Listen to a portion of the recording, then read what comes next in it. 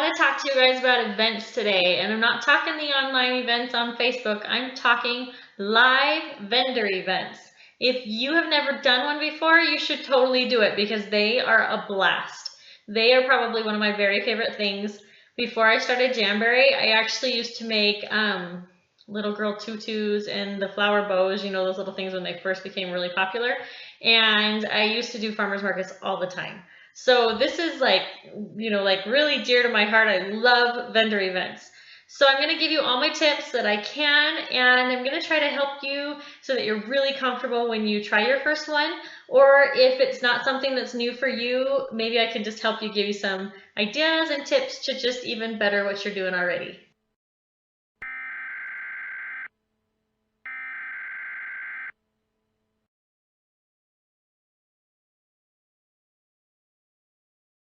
So here are my biggest tips with vendor events. First off, dress the part.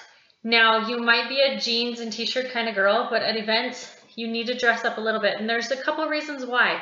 First of all, it's going to boost your self-esteem. If you feel like $1,000,000, you're going to be more likely to step out of your comfort zone and talk to people because you're feeling good about yourself. Second, you are going to be making a first impression on a lot of people. And so by dressing up just a little bit, you're going to look nice, you're going to look inviting, and you're going to look friendlier, just all around put together. So there's a couple things that I would suggest when you are getting dressed. You can wear jeans. I'm a believer in jeans. So if you like jeans, don't feel like you have to cut them out of your wardrobe. Here's a couple examples of things that I would wear to an event. There's two things I want you to remember. In my church, we say something called modest is hottest. But I want you to think of it for this reason. If you are wearing a low-cut shirt or something of that nature, or too high of a skirt, if you need to bend over and grab order forms from your staff, embarrassing. If by chance you aren't able to stand in front of your table and you have to lean over to talk to them and you're showing them too much, it's embarrassing. So modest is hottest. And then kiss. Keep it simple, stupid. Everybody knows that one. And what I say in that is if you have a pattern, little bit of pattern. You want to work with a lot of solid colors, simple accessories. You want to keep the focus here. And the reason is because they're talking to you and they want to get to know you as their future consultant, we hope. And so make sure that you're doing those kind of couple things. Here's a couple of examples of something I would wear when I'm going to events. So hopefully this will help you get an idea of how you want to present yourself.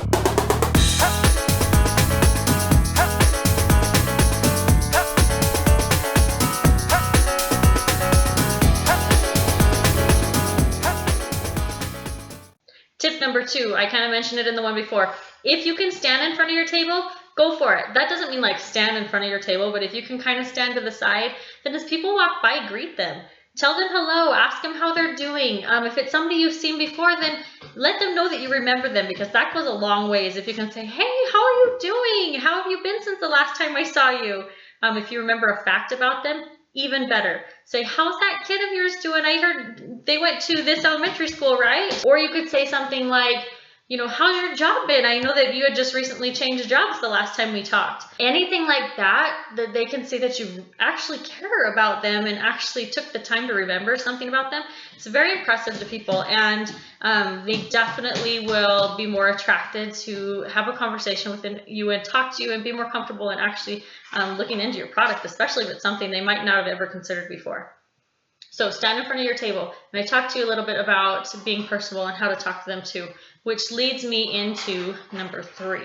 So talking to people, make sure whether you're in front or behind your table, anytime somebody walks by, if they even glance at your table, greet them. Say, hey, how are you today? You don't need to say, have you heard about Jamberry? You need to come over here and check it out. Just say, hey, how are you doing today? And if you greet them, more likely than not, they're going to stop and they're going to just take a gander at your table. And that's when you can say, have you heard of Jamberry before? Can I tell you a little bit more about the product? It's an amazing nail company. We have so much to offer. And then you can go into talking to that person. Now, which leads me to number 4. This is also kind of the keep it simple, stupid part. You don't want to overwhelm them with a ton of information. If you see them naturally going over to the nail wraps, then tell them a few things you love about the nail wraps. Oh my goodness, I don't know if you work a lot with your hands, but I do. And these are awesome. They stay on your nails for up to 2 weeks, and on your toes, if you love your toes done, up to 6 weeks, and they're so easy to put them on. Have you ever heard of them? Do you want me to show you how to put them on or explain it more to you? Stop. Let them interact with you. If they say they don't like patterns on their nails, that's the perfect time for you to introduce them to either our lacquer line or our gel polish system. And you can just do it, you know, very easily. Just say, oh, you don't really like patterns on your nails, and that's no big deal. We have a lot of people that just like the plain, simple colors. And for that reason, we have an amazing new gel line that I'd love to introduce you to. We also have a great lacquer line, and they're all 5 free. Okay, stop there again, because most people are going to say, well, what's 5 free? And then you can interact with them more. The more you can get somebody to interact with you, the more likely they are to pay attention to your product and want to know more about it. So that's kind of how, in a roundabout way, you can give them information about the whole table, rather than just standing there and saying, now this is this, and this is this, and this and this, and if you fill out my form, you get this. You know, sometimes you can lose people doing that. So little bits of information at a time go a long ways. I think we're on number 5. If not, if we have 2 5s, sorry.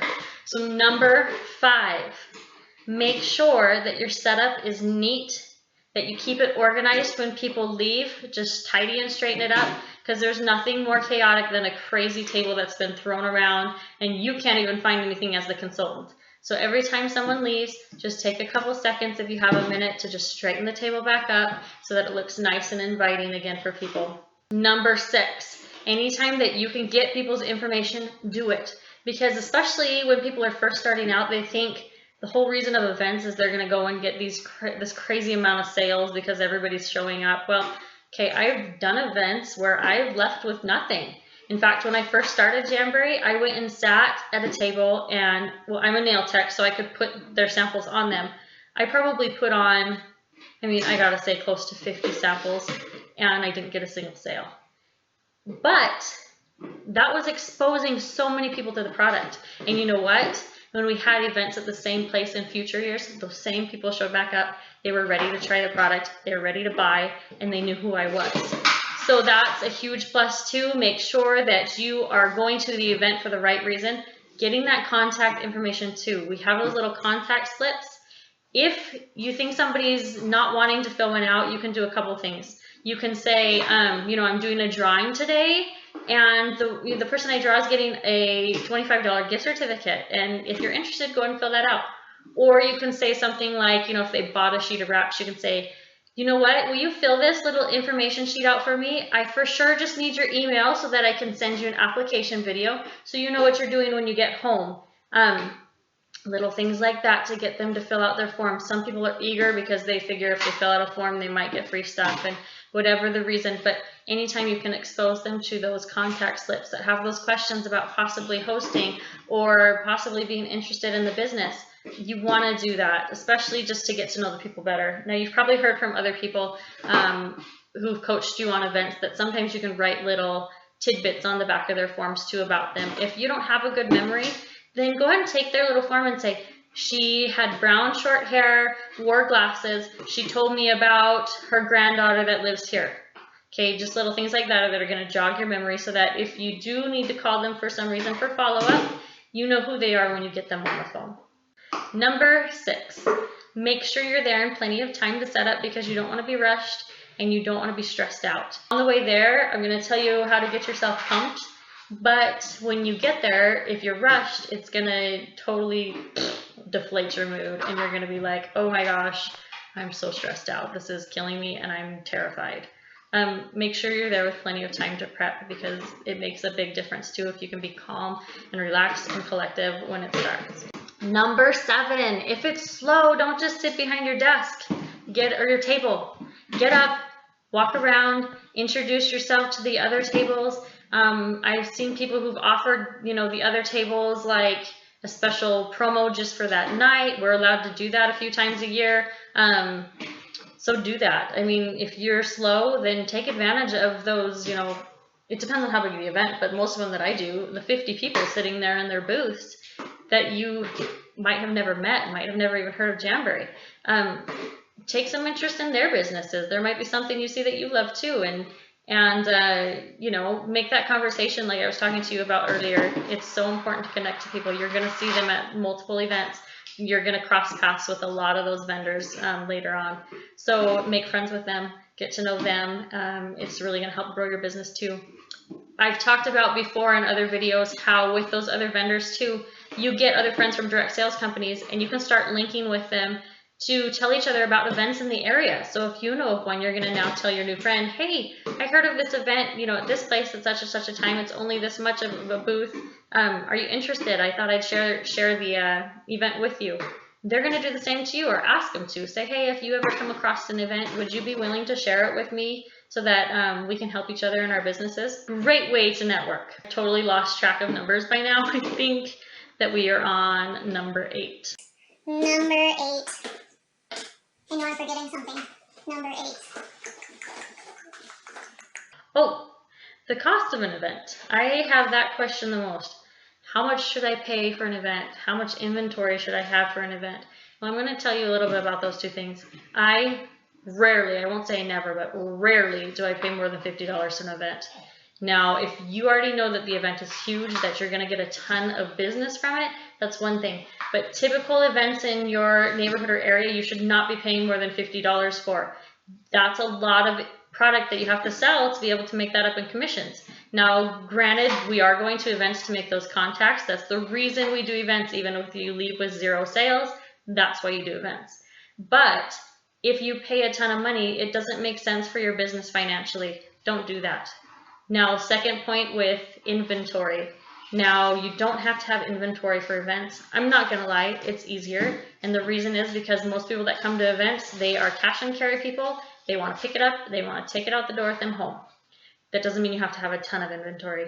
Jamberry has an amazing return policy. You're allowed to return up to $1,000 within a year. It has to be returned 30 days, okay? So make sure that you're doing that. But don't just buy a ton of stuff because you think it's all going to sell. I have plenty of people who I make orders for at events. So, you know, you can take their order. Do you remember those little gifts with purchase that I showed you earlier? Just let them know, hey, you know what? If you don't see something you like today and you want to make an order, you are welcome to take one of those home too. Easy way to get an order. It's kind of getting dark in this room. I feel like it's dark on the screen. Sorry. It's, like I said, we live in Montana, so it gets dark at like 4:30. I don't like it. One more thing I want to mention is when you are giving them their stuff in a bag, it's so much easier if, like when you have those slow moments, preload bags. Because events are funny and people come in rushes in and out. So you might have 5 people come to your booth and all of a sudden you have people buying stuff and you're trying to get this person's order put together while this one's getting their order handed to you. And so if you have a spare moment, sit and load bags. Take a bag and put your card in it, put their free gift in it, put a catalog in it, whatever you want to do. Get the bags preloaded so that when they purchase, you just put their orders in there, staple it up, hand them to it, moving on to the next. Last tip that I can think of right off the top of my head right now is to make sure that you have cash with you. If you forget cash, you might be in a pickle. Some people like to use those square card readers too, and that's great, but make sure you have some cash to be able to give people change if their purchase isn't exactly the amount that they give you. If you're the type that gets nervous at all when you're about to go to an event or when you have to talk to that many people, just on the way there, just crank the music in your car. Get excited, get jammed. Music is contagious and it really affects your mood. So make sure you have something on that's like upbeat and fun, maybe something you know the words to. Put your own CD in that you already know you love. That helps a ton. Gets you in the right mood and excited and just ready to have fun with it. Ball in my head. I don't care. I don't.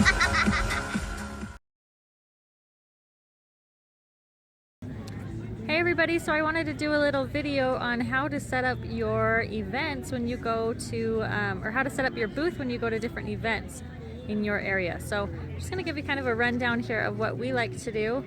We like to make sure we have some good signage out so that people can see your booth. Whatever you want to do, Jamberry has some awesome signs too that you can use, but we just did a chalkboard and wrote that on there so that it's a nice big sign for people. And then if you come in here, let me see if I can get out of the shadow here. Okay, so Kim Saker actually made this board. It's really awesome. It's like a Plinko board. So when people purchase $45 plus, they can play. And you take the little Plinko chips and drop them down, and they can figure out what kind of prize they're going to earn from it. Same thing when you book a party, you can play twice. So it's a good way to, an incentive to get people to participate or purchase or book with you. Really fun little way to do that. So this is our table that we try to have our wrap set up here. I don't know if you can see that real great. But first we lay out our binders here, and we put all of our wraps in them so that people can just flip through them. If it gets windy, they don't go away. You can find these in your product store on the website. You go to your shop tab and then go down to, I think it's the print shop is what you choose. So we lay those out there like that, and then we have this little lamp that we just spray painted, and we took we'll make that straight here because that'll drive me nuts. We just took the little thing on the lampshade off, and then you can just hang wraps on here. So any nail art studio designs we do, or college designs, or anything special like that that costs more than the $15 wraps, autism wraps, anything like that, we hang up here so that we know they're special ones, and we can tell people that, and then it doesn't get confused with the normal ones. Also, we like to lay out any kind of themed wraps for the season. So right now it's getting close to the holidays, Halloween, so we laid out the Halloween wrap so they're in good view there. We make sure that we have our little basket with our contact slips on there so that you can have your guests fill them out, put them in, and do a drawing of some sort if you want to.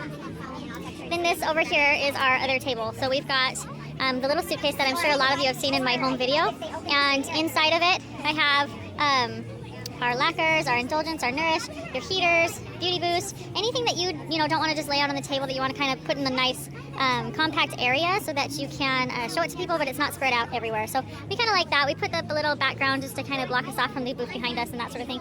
Then we make sure we have our catalogs laid out, sample sheets laid out, a little bit about Style Box laid out, and then the True Shine. And I went ahead and made a color wheel so that I don't have to bring my True Shine polishes every time. And that way people can just see them and know what colors they can, get with the True Shine. Then we just make sure that we have, everything set up here to talk to people, get their orders written down, our calendar to book parties with, extra samples, anything extra. We just kind of usually leave an area that we can actually sit down and write things down and take people's orders if we want to. So that, in a nutshell, is how we set up our vendor booth. Say hi to Kim.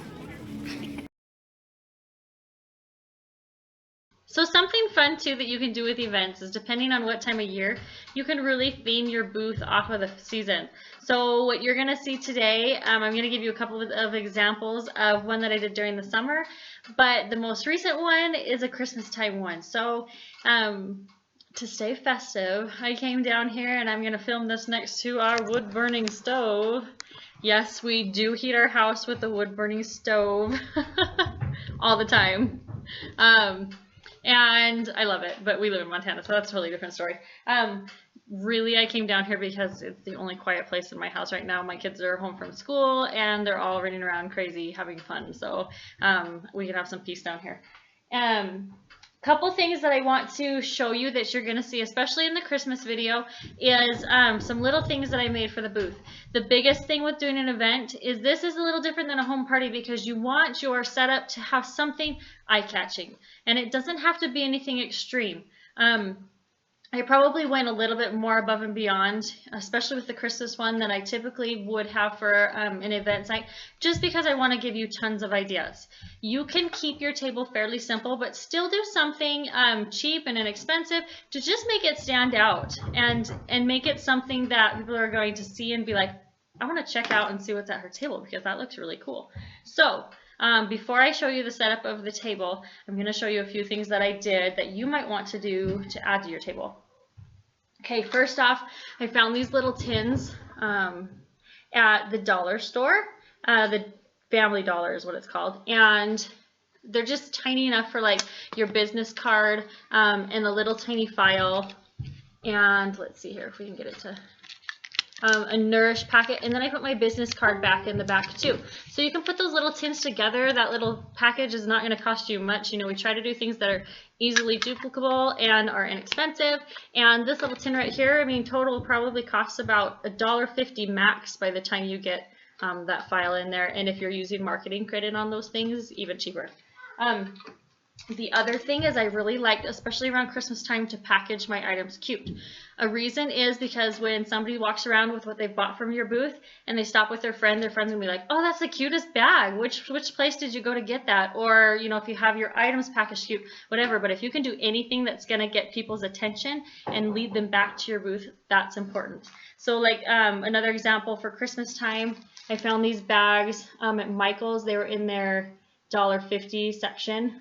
Really cute, just brown paper bags. I mean, how easy is that? You can just fold it over and just staple it for, you know, a cute look, or washi tape it, or whatever you want to do. But you can put people's orders in those bags. Any time of year you can find cute bags at the dollar store or any place like that. Another one is, I'm sure you guys have seen some of these print offs, and I can't remember the bloggers' names, but I'm going to try to give her a little shout out here, because she has this print off that's free on her site, and it is great. It's so cute. She has this one that says for your mistletoes, and then she has another one that says have a Manny Christmas, and it's just an easy print off that you make into this little envelope type thing. I put in here again just a sheet of samples, some instructions, my business card, put that in there, and then when somebody orders a sheet or more at your event, you can put them in there, and that's really cute. I mean, they can put that in the stocking right away, and just feel like they're going home with, you know, something extremely personalized and just very special and cute. That's another thing with events, is a lot of times there's handmade stuff there, and people generally come for those handmade items and booths like that. So if you can add that, just that little extra oomph, that little extra thing that's going to set you apart, it's so helpful. And once again, this is a very inexpensive way to do that. Let's see here. Okay, so if you saw my home parties video, which you haven't seen that one, run over and see that one too if you're interested in home parties, because it's very helpful also. But you probably saw my album, and in my album I have, you know, all my wraps like in a specific order. I kind of tried to label them by how the catalog did last season, but the catalog this season's a little different, so I went ahead and reorganized that one so that the wraps are all by, like, all the clears are together, and all the chevrons are together, and all the stripes are together, and all the graphics are together, and that sort of thing. But then I took these extra albums because I wanted to go one step further and make it easier for my customers. And because if you only have one album sitting out and you have 6 people walking by or stopping, you know, 3 at the table, then you want to have multiple things for them to look at so they don't just keep walking. So by having these smaller albums out, it really helps with being able to have enough it really helps to be able to have enough stuff for everyone to look at the same time. So like this one, for instance, I put all my juniors in there. So I have the picture of my daughter and I right there, and then it just goes on to, you know, all the juniors that I have in stock. And then same thing with this one. This is my nail art studio album. So I have all my nail art studio wraps, you know, in here ready to go. So somebody can look through that too if they would like. Then I also have one more album that right now is just specifically for holidays. You could do like your collegiate wraps. You could do all of your premiere wraps in an album, however you want to do that and set it apart. But it's just helpful, like I said, to get more things for people to look at and make your table more interactive with people that are walking past. The next thing, and I really love this, I hope you guys do too, but I kept setting up Style Box, and I just kept thinking, like, this is a waste of table space, just a little box, and I feel like, you know, my table was getting cluttered with too many little things. So I just took one of these albums from the dollar store, and I put one of our Style Box, you know, one of the little cute little sheets that comes in the Style Box. You guys, I'm getting really hot by this fire. And anyways, inside I put a little note that kind of tells you about what Style Box is, and it lets them know that the wraps in this album aren't for sale, but it's more just for their viewing pleasure, that they can check out Style Box and see what it's like throughout the year. So if you're like me and you hoard your Style Box wraps because you're afraid to wear them, then this is perfect for you. Or you could just do half sheet in here too. But it starts off with the very first Style Box, and then it shows the 2 wraps that were in that, and then it goes to the next, and it shows the 2 wraps that were in that, and just keeps going through, you know, up until the current. And then anytime there was a little tiny bonus, you know, that was small enough to put in here, I put it in here. But if there was a bonus that was bigger, like the nail lacquers, then, you know, it shows it in the picture. So that's kind of a reminder to me that I can show people what that looks like too. Couple more things here really fast. This one, I loved that Jamberry put these images on Flickr. They're so great. So what they are is images of the lacquers, and it shows all similar tones together. So any color scheme. So these are more of your brown tones here, and it's got, like, you know, your gray white palette and your taupe palettes, all that kind of stuff, but it shows them on hands next to each other. So if you don't have the money to, you know, order sample sticks, or if you don't or just to order the lacquers because there's a ton of them, you can use these images that home office has on Flickr, and it's a great way of showing your guests and people at events all the different options. So then I just took a catalog too, and I cut out, you know, all the good information in there about prices and all the different colors that we actually offer, all that kind of stuff. So down here I got the True Shine, and you can also do, like, if you want to show pictures of them on hands, you know, that you like, anything like that, but a little album, easy for that. That way you don't have to set out all of your lacquers if you don't want to either, and that saves you table space because you don't want it too cluttered. Last little thing, I know a lot of you have seen these floating around on the different leader sites or team pages or whatnot, but these are those little ornaments that you can put the nail polish lacquer in. I got my ornaments at Michael's, and this is just a really fun, cute way, and I don't even think it has to be Christmas. I mean, after Christmas is over, this would be super cute with just like some green grass and a light pink wrap and maybe some Easter accents for Easter time. So right now I think these are 50% off. You can go and grab them at Michael's, and it's a great way to, you know, give them an extra cute little package for whatever the holiday is. Now, mind you, we are not supposed to repackage and sell items, and I think the main concern there is Jamberry doesn't want you hiking up the price of their products when it's not a like a company done thing. The other thing is our items are only warranted when they're sold the correct way, and so when you're doing something like this, I would really recommend that you either give them the items and then the packaging separate and show them how to package it when they get home, or these are great giveaway items, and I give these away for hosting parties because then you don't have the issues with that. So just keep that in mind. Know that that is a company policy that we are not supposed to repackage and resell items. So, okay, moving on to our next thing.